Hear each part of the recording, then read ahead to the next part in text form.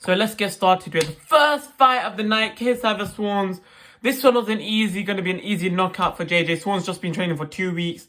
JJ did look good on the fight and he did get the KO, so it wasn't bad fight and JJ got that done. Then we move on to another bout. We had Dean the Great versus Evil Hero. Dean the Great just looked great. He was just amazing. You see that officially now being in the gym after having all these bouts, he's now officially in the gym with an actual team, with an actual crew, and he's looking great. Like, he's got the technique, he's got the skill.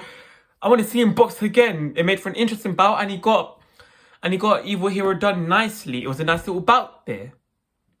Then you had a little bit of Sam Hyde and I Am Thompson. I Am Thompson, he was alright, but the only thing that let him down was the gas tank. Because Sam Hyde actually came out and surprised me. I didn't think Sam Hyde would look as that good. I did say that Sam Hyde would come out and be ready on fight night. We would see a different Sam Hyde. We're not going to see all of this fun, quirky, this guy talking in poetry and stuff. No, that's going to be gone. We're going to see the Candyman come out deadly. We're going to see a bad sweet. And we did. We saw a bad sweet. We saw a guy that came out on fight night ready. We didn't see the Candyman. We saw Sam Hyde. We saw fully what he wanted to unleash all that time, but he didn't. He kept it mysterious. He kept it poetic. He kept it the way it was.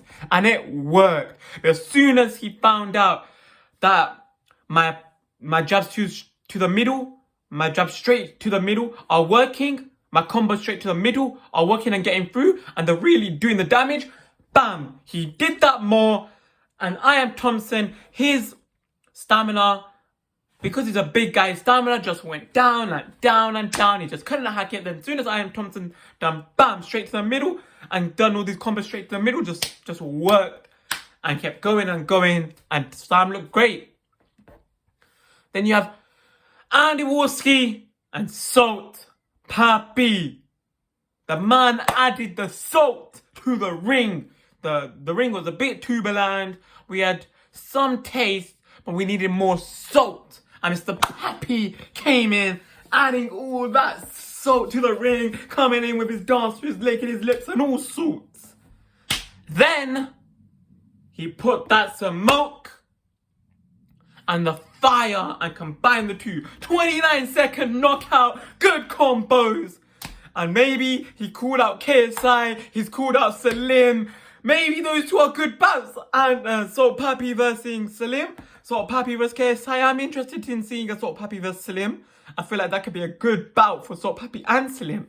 I'd be really interested to see who does better there. I feel like Salim got the reach. Salt Papi has the skill. I think Salim would have to take Salt Papi very serious though. He can't be joking around like he normally is. He would have to take Salt Papi very serious because of the way Salt Papi technically is and things. But they've got two good fighters there in Salim and Salt Papi, and I'm excited to see if they do have a bout in the future because Salt Papi does look great. Then you had King Kenny versus FaZe Sensei. This is the one where I feel like Kenny put on a better performance than last time because FaZe Sensei didn't do much. But I still think FaZe Sensei was robbed. The reason I say that is because as much as Kenny was jabbing, threw a few nice right hands in there, did alright, moved around the ring, jabs and that. The issue was Sensei wasn't troubled.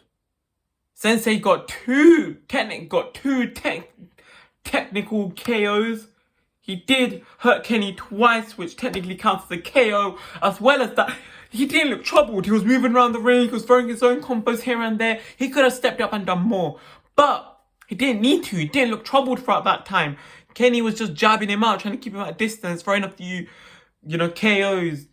Well, right hands, shall I say. Not KOs, right hands. He tried to get the KO, but few deadly right hands. But realistically, Sensei didn't look troubled. So in my opinion, I feel like you could slightly give it to Sensei, especially with the KOs as well. And he didn't look troubled. You could argue that Kenny, he was controlling the fight. He did throw a few right hands and he did do more with more jabs and things. So I understand why the judges gave it to Kenny, but this was the only bout that went straight to the judges. Every other bout went to the KOs, which made it for an insane night. It was so crazy. But it was a good bout nonetheless. Good bout. I would say Sensei was robbed there. But Kenny did well. He came out a bit more improved than last time, but still Sensei robbed. Then we had Deji and Fuzi. This was a bout and a half. I called this one 100%. Deji coming out, surprising us all. Unbelievable bout it was. Deji coming out with those single shots, picking his shots nicely. He moving back. You see the head going back with the jabs of Fuzi. He avoided some of Fuzi's jab. He did nice movement around the ring. The single shots that Deji was doing, which notably meant that he was just picking his shots and he was hitting Fuzi. He has power, because if you see Fuzi after the fight, unbelievable. If you see Fuzi after the fight, swollen eye, a broken cheekbone, had to end up in hospital. Deji, pinpoint accuracy, and unbelievably put Fuzi in the hospital. Pinpoint accuracy, that's what Deji truly can do. He has power, he has the skill, he can work hard, but when he puts all three together, hard work, pinpoint accuracy, everything, fully Deji can do it. Vinny Hacker, we saw the power, we saw the combos, we saw the punching, the accurate punching. Alex Wasabi, we saw Deji start putting the hard work in. Not enough hard work, but we start putting the hard work in training. And we saw the dodging and the good defense. Now against Fuzi, we saw the hard work, good defense, and throwing pinpoint accuracy, power punches. We saw everything from Deji. The last 2-3 fights that we've been seeing, and everyone saying this, that, Deji says, no, he did everything from the last 2 fights and combine the two all in one. Deji could be better than KSI, honestly, in my opinion. He's got the power there, if he continues working hard and continues boxing, he could be better than KSI because he's got the power, he's got the accuracy, he's just looks like an actual boxer. I feel like seriously, Deji could be seriously scary, and Bryce Hall, that is the next good step up. I'll be interested to seeing that. So we then move on to the co-main event where Slim took a face temper, and what a way Slim just came out dancing, lapping it all up, enjoying the moment, even in the ring, was toying with my man, just enjoying it all. Walk out, he enjoyed it.